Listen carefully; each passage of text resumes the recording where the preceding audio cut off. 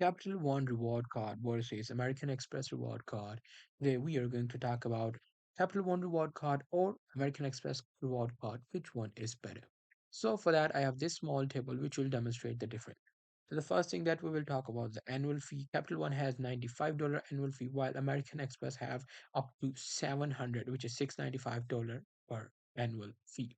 Now, if we talk about the welcome bonus, Capital One gives you 100,000 miles, while American Express also gives you 100,000 reward points.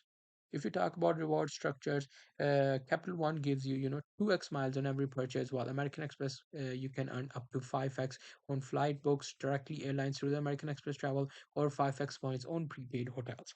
If you talk about travel credit, Capital One have up to 100% application fee credit for global entry or TSA pre-check, while American Express to 200 airline fee credit, up to 200 Uber cash annually, up to 100 SAC Fifth Avenue credit annually. If you talk about the airport lounges access, Capital One does not give you any lounge access, while Capital American Express gives you priority pass like membership, and you will get some Delta Sky Club access when flying Delta.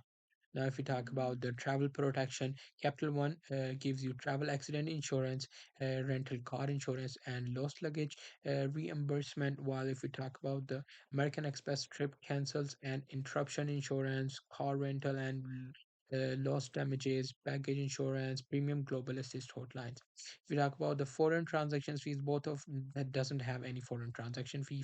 If you talk about the additional perks, the Capital One does not have any, blackout dates on award flights. While you can also transfer miles to multiple airline partners. And if you talk about American Express, it have fine hotels and restaurant programs, a global dining collection, and concierge services. Now, this was it. Hope you guys find this video helpful.